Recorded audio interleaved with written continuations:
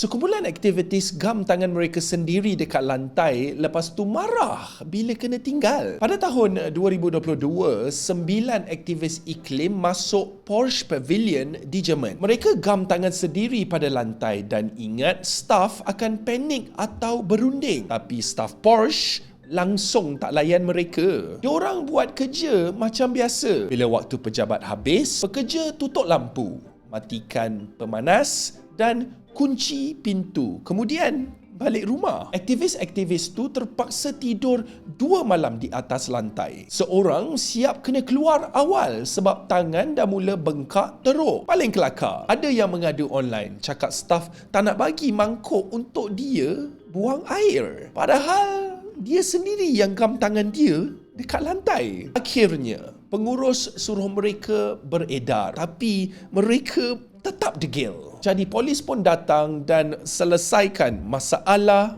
itu.